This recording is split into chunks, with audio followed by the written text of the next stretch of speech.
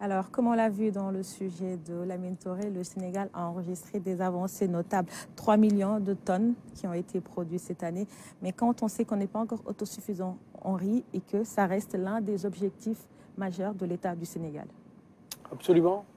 Le reportage surtout a permis de mettre en exergue, je crois, une doctrine de l'intervention de l'État du Sénégal, du chef de l'État, les souverainetés alimentaires en particulier, produire ce que nous consommons, consommons ce que nous produisons.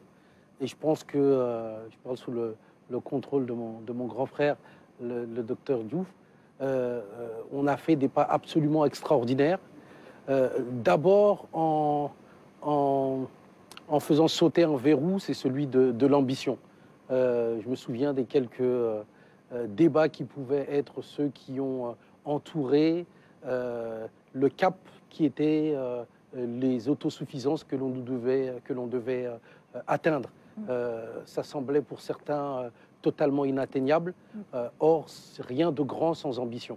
Et je pense que les résultats que l'on a pu avoir ces quelques années, l'année dernière, dans un contexte qui reste un contexte fortement marqué par la Covid, il ne faut pas l'oublier, traduisent justement les transformations absolument essentielles qui sont en train de se dérouler et le lien que l'on a entre cette production importante et, on l'a vu, le défi de la transformation pour aller encore au-delà. Mais je pense que c'est de très bon augure pour les années à venir.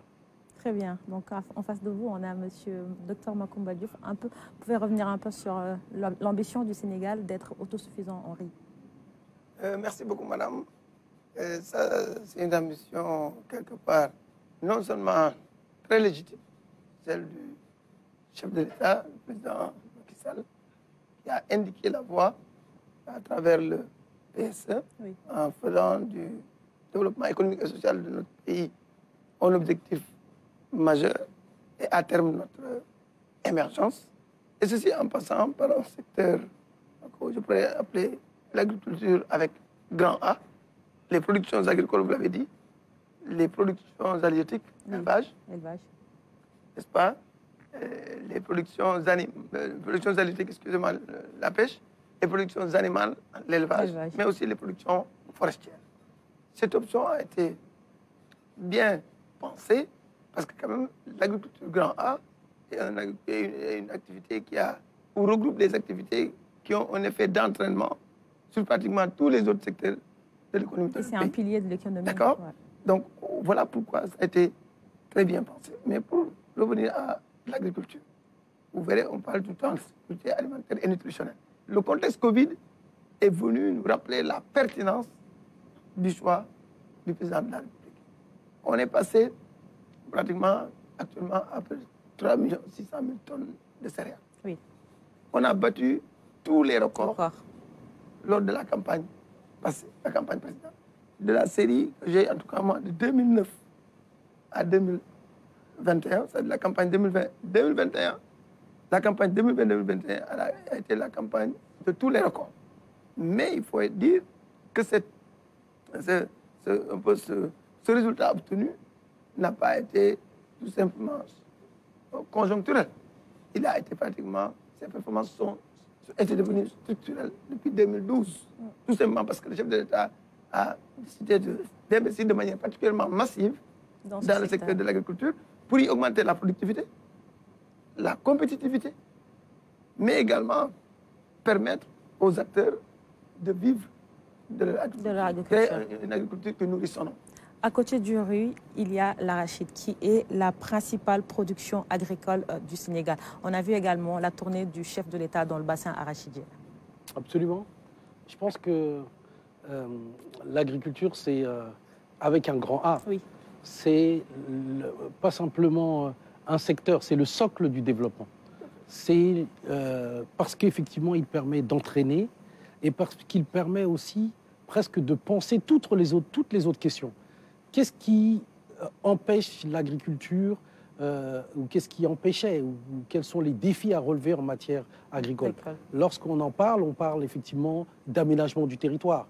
Si vous n'avez pas de pistes de production, si vous n'avez pas de routes pour pouvoir écouler vos produits, qu'il soit agricole, qu'il soit dans le secteur de l'élevage. On a parlé du lait. Vous vous retrouvez avec un certain nombre justement de productions qui restent justement absolument enclavées.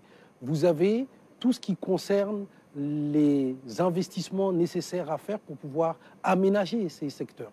Vous avez la transformation d'industries absolument essentielle, la Sonacos, pour ne pas la nommer, justement pour permettre justement d'avoir en qualité, en quantité, que ce soit dans les intrants, que ce soit dans les aménagements, les productions que vous devez avoir. Il faut aussi noter les excellents résultats de la recherche sénégalaise sur l'aflatoxine, puisque justement l'exportation de notre arachide est possible et rendue possible par justement ces avancées dans le domaine justement de la science et de la capacité à rendre notre arachide justement exportable. À côté de ça, vous avez toute une chaîne de valeur. Et je pense que c'est bien là, au-delà d'un secteur que l'on dit primaire, la conception du développement qu'il s'agit de repenser.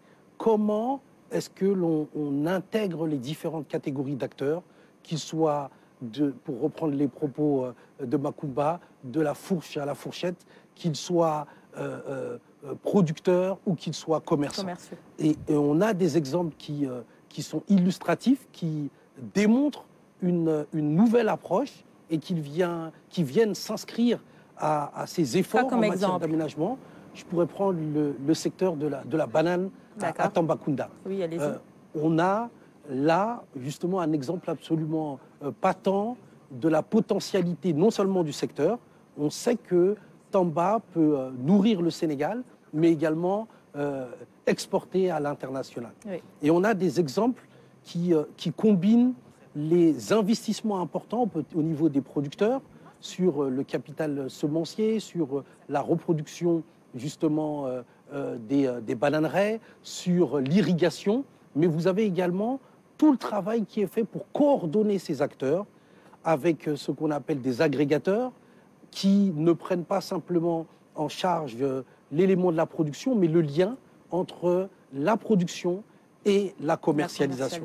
Ce qui permet effectivement de ne pas avoir des acteurs concurrents, mais des acteurs qui sont en coopération forte et qui permettent de démultiplier les investissements qui sont faits et les résultats que l'on peut avoir. Et on a sur cette spéculation des résultats qui sont absolument probants et qui démontrent comment est-ce que justement ce secteur est un secteur qui entraîne justement le changement au niveau du Sénégal. D'accord. Parlons également du secteur de l'élevage. On l'a vu dans le sujet de la mine Touré. Le Sénégal produit beaucoup de lait, mais toutefois, ça reste sous-exploité le secteur, parce qu'on en perd beaucoup également à côté de cette surproduction.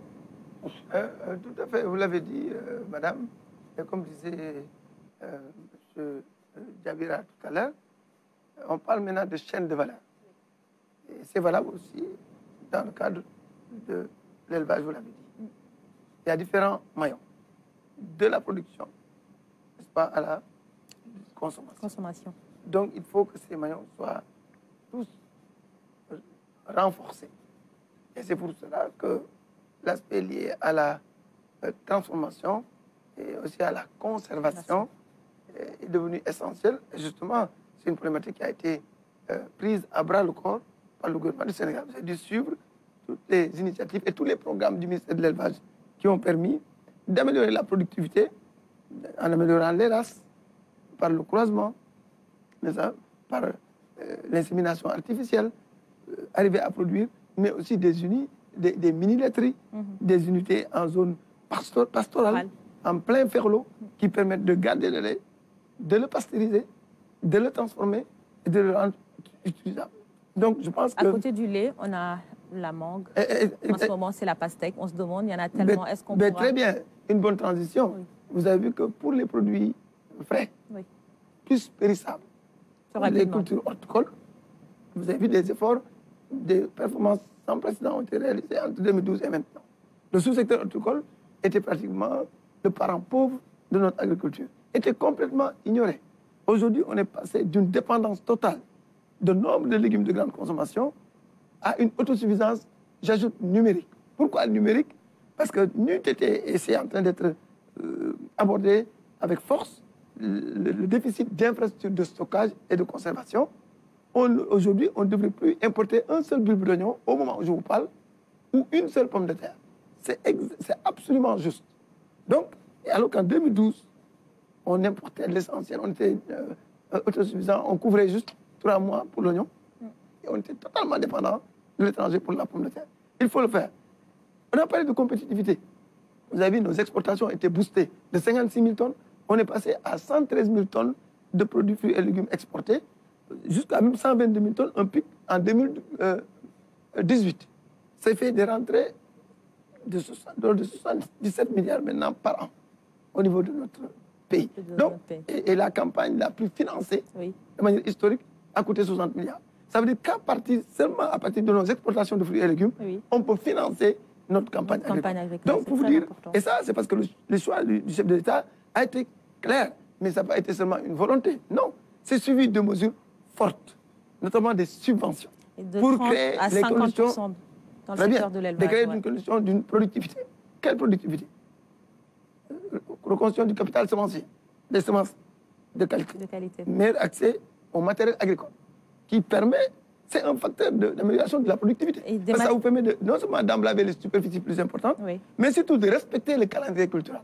C'est-à-dire, si on dit qu'il faut en une semaine, il faut semer, sarcler et j'en passe, si vous n'êtes pas dans les délais, vous n'avez pas accès au matériel agricole, qui part du petit matériel de culture attelé aux usines à gaz, on va dire, les tracteurs de très grande capacité. Si vous ne pouvez pas faire ça, vous ne pouvez pas gagner de la productivité. Et ça, c'est parce qu'il a financé plus de 2000 tracteurs dans des conditions particulièrement avantageuses pour les producteurs. Donc, amélioration des facteurs de production, mais amélioration aussi de l'environnement agraire. Amélioration de l'accès à l'eau, la maîtrise de l'eau. Amélioration de la fertilité des sols.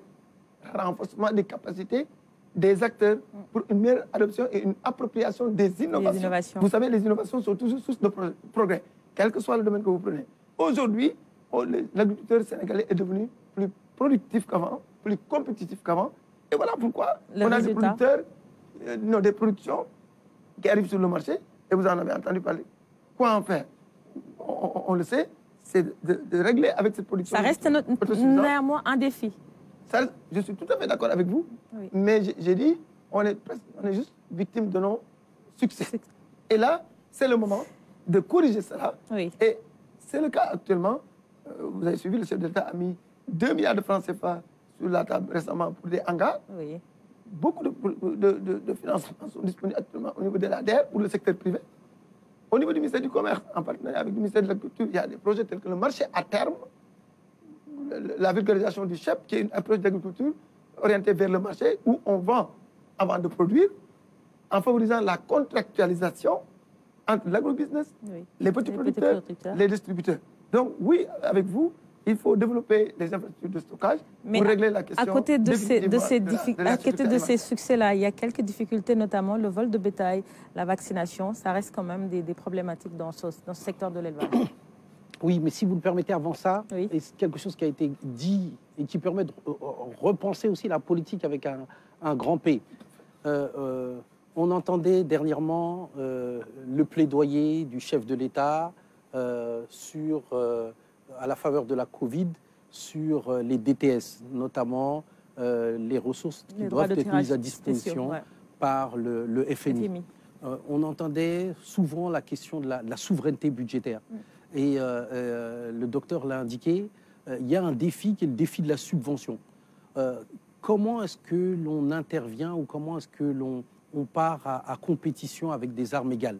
Qu'est-ce qui se passe en Europe, en Asie, aux États-Unis? Des subventions extrêmement importantes pour permettre justement à l'agriculture d'être compétitive. Parce que ces investissements qui permettent d'aménager, qui permettent d'irriguer, qui permettent d'avoir les semences de qualité, qui permettent de rendre accessibles les matériels, que ce soit la mécanisation, la petite mécanisation ou la grande, requièrent des ressources absolument gigantesques qui permettent de faire venir des pistes de production, etc. Et là, c'est effectivement extrêmement important de se rendre compte en quoi est-ce que la dynamique ou les travaux ou les actions menées pour mobiliser davantage de ressources trouvent leur importance pour permettre justement de construire l'écosystème pour être plus productif et pour pouvoir y arriver. Tout ne peut pas être du privé, même si le privé a une place extrêmement importante. Et en l'occurrence, on voit les actions qui sont menées sur la question des partenariats publics-privés et les modalités pour favoriser des financements qui soient d'ordre innovant. Mais la subvention est un élément et un outil absolument essentiel. Et la Covid-19 a montré en quoi tous les pays ne s'en privaient pas. Et donc le Sénégal n'a pas à s'en priver. Sur la question du lait, on l'a vu, des acteurs connus, la laiterie du Berger, on le voit, et d'autres jouent le rôle d'agrégateurs parce qu'ils interviennent avec d'autres. On a Mamel Diabot qui est sur Thiès, qui aussi fait intervenir là les céréales et l'innovation avec le lait pour pouvoir avoir des produits qui soient typiquement sénégalais et qui permettent de le faire venir. Donc, bien évidemment, ça ne suffit pas. Bien évidemment, il y a encore un certain nombre de défis qui sont à relever, mais ça, c'est le propre de la vie. Et l'entrepreneuriat est un facteur pour apporter des éléments de réponse à ces défis à relever. Sur le vol de bétail, nous avions eu, il y a quelques années, dans le concours de Business Plan, à accompagner justement des lauréats qui proposaient la possibilité de surveiller le bétail avec des petites puces. La DER, justement, a aussi appuyé ces mêmes catégories d'acteurs.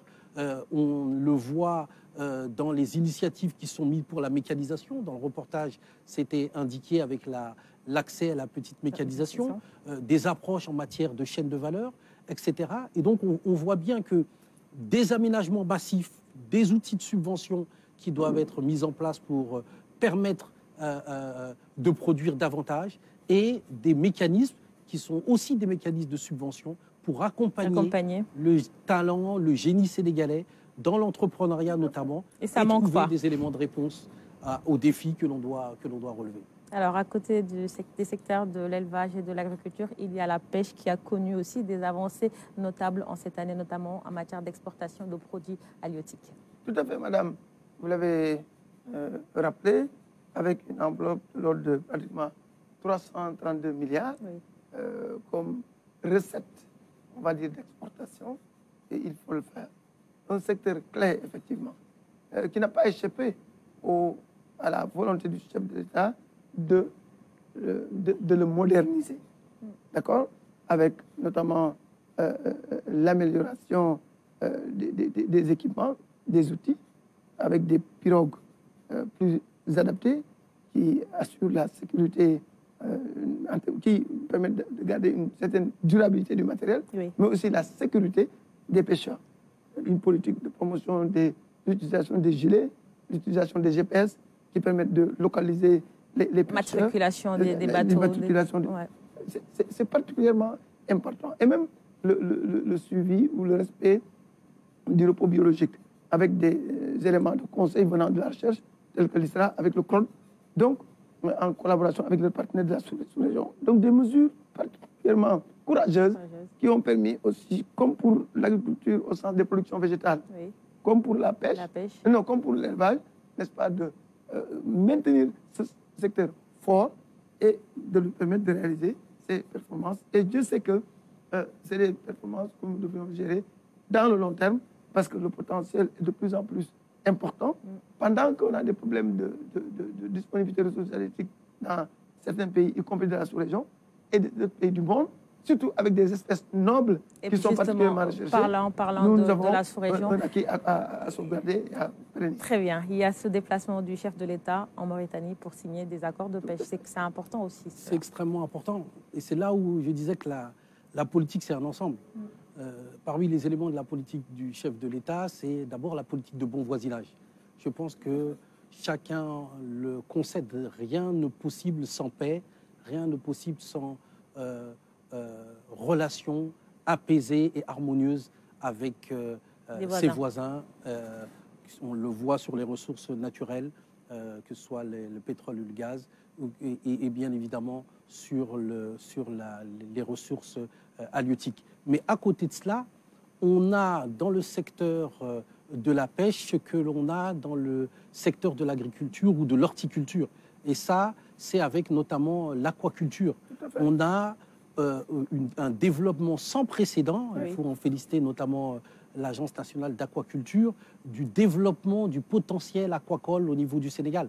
On sait que l'on est soumis à des changements climatiques qui sont importants, qui changent la température de l'eau, qui peuvent changer les cycles de production. Et on a sur l'ensemble du territoire un développement ces dernières années qui est absolument sans précédent sur les initiatives aquacoles, sur la pisciculture, sur l'aquaculture, sur l'ensemble du territoire national, qui viennent apporter des réponses justement parfois aux tensions qui sont reliées dans la pêche. Merci beaucoup, Monsieur Idrissa Diabira, directeur général de la DPME, et Dr Macoumba Diouf, directeur de l'horticulture et maire de Latmingué. C'est la fin de cette première partie. Tout de suite, la version Wolof.